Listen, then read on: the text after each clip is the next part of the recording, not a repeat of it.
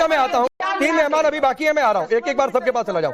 अवनिजेश जी, ऐसी खुशी हो रही है कि जैसे सीजेपी ने आंदोलन नहीं किया, समाजवादी पार्टी नहीं कर दिया, आम आदमी पार्टी नहीं कर दिया। ये लोग तो खैर अधिकतर पर जा भी रहते, रांका को लेकर तो पता नहीं क्या क्या बातें, दीपके को लेकर पता नहीं क्या क्या बातें हो रही हैं। राकेश जी, बात इन लोगों के खुशी होने की नहीं है। खुशी पता नहीं कितने खुश हैं कितने नहीं है, मुझे मालूम नहीं है। लेकिन एक बात है कि जिस तरीके से इस आंदोलन टर्न हो गया था, उसके बारे में देश के पॉलिटिक्स क्लास को भी सोचना चाहिए, पॉलिटिकल क्लास को सोचना चाहिए उस बारे में। मनोज जी बैठे हैं, मनोज जी बात उनकी टोन कुछ भी हो लेकिन बड़ी तर्कशील बात करते हैं। लेकिन एक बात है कि जिस तरीके के वहां पे लोग थे, क्या पॉलिटिकल क्लास इसको अप्रूव करती है? क्या किस आपको अगर लगता है कि आज नरेंद्र मोदी को गाली दी जा रही, तो क्या दूसरे नेताओं को नहीं दी जाएगी क्या? जिस तरीके की गालियां हुई वहां पर, जिस तरीके की हिंसा हुई, ये सब मानते हैं। अभी मनोज जी ने भी कहा कि उनसे लापरवाही, it was not a scam from Dharmendra Pradhan, लेकिन उनकी लापरवाही थी, उनकी रिस्पॉन्सिबिलिटी थी कि ठीक तरीके से हो, उनको इस्तीफा देना पड़ा। अब ये बताइए कि इस प्रोटेस्ट में जो लोग आए, जिन्होंने ऑर्गेनाइज किया और जिन्होंने पत्थर नुकीले टाइल्स फेंकी, क्या पुलिस वाले बच्चे नहीं है किसी के? क्या वो किसी के पति नहीं है? क्या वो किसी के बेटे नहीं है? क्या वो किसी के? उनका काम क्या था? उनका काम था कि संसद के अंदर तक वहां लोग ना पहुंच पाए। उनको ये जिम्मेदारी दी गई थी, उन्होंने अपनी जिम्मेदारी निभाई। अगर मान लीजिए तमाम, ये कोई पहली बार संसद चलो मार्च नहीं हुआ था।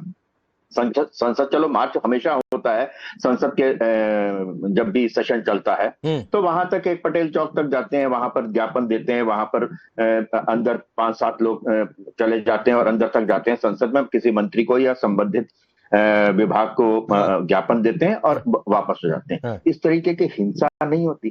ये सिर्फ एक बीजेपी की या सरकार के लिए सवाल नहीं है, ये समूची पॉलिटिकल क्लास के लिए विषय है ये कि आप संसद के अंदर घुसने दें। अगर ये घुसने दें, हाँ एक बात मैं जरूर कहूंगा, मनोज यादव जैसे व्यक्ति या पूजा त्रिपाठी जैसे व्यक्तियों के लिए नहीं कह रहा हूं मैं, लेकिन जो लोग ये सोचते हैं ना कि रिजिम चेंज कर देंगे इस तरीके से, इसको नेपाल और बांग्लादेश बना देंगे, जो वहां पे नारे लग रहे थे, वो अपने इस स्वप्न को अभी, इन्हीं की पार्टी के विधायक ने कहा था कि नेपाल बन जाएगा, घर छोड़कर भागना पड़ेगा। 15 सेकंड बोल लीजिए मनोज जी, फिर मैं अकरम भाई और निमान भाई के पास जाऊंगा, फिर पूजा जी आऊंगा। दोनों नहीं है कि नेपाल और बांग्लादेश, इस देश के 140 करोड़ लोग इस देश को नेपाल और बांग्लादेश नहीं बनने देंगे। राकेश जी, मैं स्पष्ट रूप से कह देना चाहता हूं, मेरा कोई भी इंटेंशन ना किसी को भड़काने का समाजवादी पार्टी का था, ना कुछ। मैं स्पष्ट रूप से इस बात को बार बार कह रहा हूं। हमारे विधायक ने बयान जरूर दिया, उसको हम क्रिटिसाइज करते हैं, बिल्कुल नहीं इस बात पे विश्वास रखते हैं। समाजवादी पार्टी लोकतांत्रिक व्यवस्था में विश्वास रखती है। अच्छा, जब इतने बच्चे आ गए दिल्ली और सरकार के लाइव को कुछ मालूम ही नहीं है, सरकार को कुछ पता ही नहीं है, सरकार ने कोई व्यवस्था ही नहीं कर रखी है, नौजवान आ रहे हैं तो सरकार को समझना चाहिए था ना कि हमें बातचीत उनसे करनी है। क्यों नहीं बातचीत की? नहीं, बिल्कुल आपकी बात ठीक है। कौन मना किया था? मनोज भाई, बिल्कुल आपकी बातचीत ठीक है। और मैं शुरू से राकेश जी, रविदास मेहरोत्रा का बयान सुनाइए जरा। नहीं, ये तो क्रिटिसाइज कर दिया, इनसे क्या मैं कहता हूं जितना बेहतर कर दिया इन्होंने, समझते हैं इस बात को, इतना बेहतर क्यों नहीं कोई क्रिटिसाइज ही कर दिया मनोज यादव ने। तो मैं क्या रविदास मेहरोत्रा को सुनवाऊं? मैं आगे बढ़ जाता हूं। अकरम साहब, आपकी पार्टी ने लिखा अपने सोशल मीडिया हैंडल पर कि धर्मेंद्र गए, अब नरेंद्र की बारी है। अरे सवाल सुनते ही इनका नेटवर्क चला गया। चलिए ये सवाल में, अच्छा आ गए। अकरम भाई, आपकी पार्टी ने सोशल मीडिया पर लिखा कि धर्मेंद्र तो गए, अब नरेंद्र की बारी है।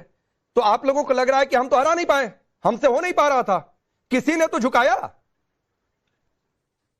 धन्यवाद राकेश जी आपका।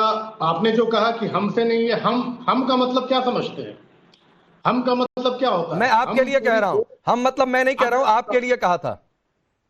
हम पूरा देश है और ये पूरे देश के बच्चे, नौजवान, महिलाएं, किसान लगातार आंदोलन कर रहे हैं।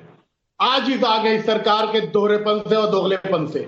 और आप एक बात जान लीजिए, थोड़ी देर बाद से ये शुरू हो जाएगा, इनके मंत्रिमंडल के लोग और इनके नेता बोलने लगेंगे ये भी मास्टर स्ट्रोक था। 2016 में लैंड एक्विजिशन बिल को भी आपने वापस लिया और फिर क्या मास्टर स्ट्रोक था। तो आप बार बार फेंके थूक को चाटने का काम करते हैं और आपके पास कोई विकल्प नहीं है। क्या भाषा है? दिन से काम में तेल डालकर आप सोए हुए थे। अकरम भाई, क्या भाषा है? आ रहा हूं राधिका, क्या भाषा है ये? क्या भाषा है ये? 2 शब्द आपने बोले जो आपको टीवी पर नहीं बोलना चाहिए। इतने मत उछलने लगी अभी। अकरम भाई, मैं उन शब्दों को रिपीट नहीं करूंगा कि आपने क्या शब्द बोले और क्या टीवी पर शब्द नहीं बोलने चाहिए थे। तो इतने मत उछलिए। बिहार चुनाव में हार हुई ना भी, और देश में लोकतंत्र में सरकारें चुनाव के जरिए ही बदली जाएंगी। तो ये ख्वाब देखना बंद कर दीजिए, ये ख्वाब देखना बंद कर दीजिए अकरम जी। चुनाव अलग है और आंदोलन अलग है। हाँ। आप इसको ये नहीं कह सकते कि हमारी पार्टी और किस पार्टी का क्या रोल है और क्या नहीं है। क्यों नहीं कहेंगे, क्यों नहीं कहेंगे अकरम जी, क्यों नहीं कहूंगा, क्यों नहीं कहूंगा भाई, क्यों नहीं कहूंगा। इस आंदोलन में आपकी पार्टी का क्या रोल, आपने झुका दिया। बिहार चुनाव का क्या नतीजा रहा, साल भर भी बीते नहीं अभी। सदन से लेकर सड़क तक हम संघर्ष कर रहे हैं। वो संघर्ष दिख गया, बिहार वो तो संघर्ष दिख गया भाई। इस तरह से छात्रों के ऊपर आप गोलियां चला रही है कायर सरकार, गोलीबारी की जा रही है, ओपन फायर किया जा रहा है, कौन जिम्मेदार है? 307 का मुकदमा दायर कर रहे हैं आप छात्रों के ऊपर में, कॉलेज गोइंग स्टूडेंट के ऊपर में। ये कौन सा राजनीति आपका है? राधिका 30 सेकंड, फिर मैं निमान जी आपके पास आ रहा हूँ। राधिका 30 सेकंड। ये फोटो देख रहे हैं, इस फोटो में राहुल गांधी प्रियंका गांधी के बीच में एक आदमी खड़ा है, योगेंद्र यादव, जो इनका जो भी कहे इनका थिंक टैंक है। हर मीटिंग में जब पार्लियामेंट के लिए मीटिंग होती है कि क्या सदन में कहा जाएगा पूरी इंडी गठबंधन की, तो ये हेड करते हैं।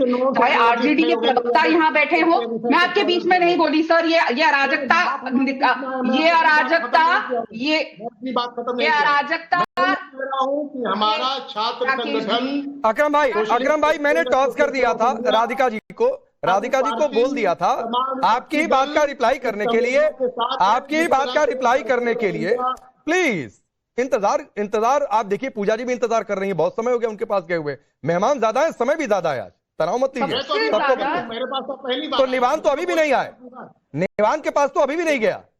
बोलिए राधिका। चारा चोर और टूटी चोरों को बड़ी तकलीफ होती है जब योगेंद्र यादव की फोटो आती है। योगेंद्र क्यों नहीं, बिल्कुल सही बात है। देश के बच्चों का आपको याद है ना, वहां पे भी जब एग्जाम होते थे पूरी किस तरीके से मीसा भारती की कैसे डिग्री आई है सब जानते हैं। तो ये बहुत जरूरी है, इसीलिए ये लोग बाहर है। इन लोगों ने देश के भविष्य को चुराने का काम किया है। लेकिन योगेंद्र यादव ने साफ तौर पे 2.5 दिन पहले अपने इंटरव्यू में कहा कि अब सरकारें सड़क से बदली जाएंगी, डेमोक्रेसी ऐसे चलेगी और सरकारें अब चुनाव से नहीं चलेंगी और संसद से नहीं चलेंगी। वही योगेंद्र यादव जो इस पूरे इंडी ठगबंधन का थिंक टैंक है। राकेश जी प्लीज ये चारा चोर को कंट्रोल करिए। यहाँ पे भी हम टाइम चुराने का काम कर रहे हैं, ये क्या तरीका है? ये क्या तरीका है राकेश? चलिए एक मिनट अकरम भाई आप बार बार, मैं कह रहा हूं किसी को अगर काउंटर कभी भी कर रहा है, 1-2 लाइन बोलकर चुप हो जाइए। जो बोल रहा है जिसकी बारी है वो सुनकर उसका भी रिप्लाई कर देगा। लगातार मत बोलिए, फिर वो अनावश्यक कोई टिप्पणी आएगी, आपको नहीं अच्छा लगेगी, फिर आप आएंगे, तो रुक जाइए। बोलिए राधिका। अभिनय सर ने कहा कि राहुल गांधी इनके चुने हुए नेता है। राहुल गांधी के बीच में योगेंद्र यादव थे। योगेंद्र यादव राहुल गांधी जो इनके सबके चुने हुए नेता है कि थिंक टैंक है, उन्होंने साफ तौर से कहा अब सरकारें संसद से नहीं सड़क से चलेंगी, चुनाव अब संसद से नहीं सड़क से होगा। तो क्या अभिनय शर्मा जी अब मुझे ये बताएंगे कि जिस आदमी के साथ वो, जिसके थिंक टैंक के साथ वो स्टेज शेयर करके आए हैं, क्या ये अग्री करते हैं कि अब हमारा देश इस संविधान से नहीं चलेगा और हमारा देश अब सड़क से चलेगा? क्या ये अब अपने बच्चों को सिखाएंगे? ठीक है, जरा अभिनय अभी तो है नहीं, जरा उनको एक बार फिर से जोड़िए, उन्हें कॉल करके लाइए पैनल पर, फिर मैं उनसे ये बातचीत पूछूंगा। निमान भाई एक तो सबसे देर में आया, चलिए माफी। दूसरी बातचीत है कि आप सबसे ज्यादा मुस्कुराहट आपके चेहरे पर थी, आपके मन में भी यही भावना है जो अकरम भाई की पार्टी लिख रही है? देखिए, हमें इनकी पार्टी से कोई लेना देना नहीं है। हमारे मन में तो एक ही भावना है कि आज लोकतंत्र की जीत हुई है।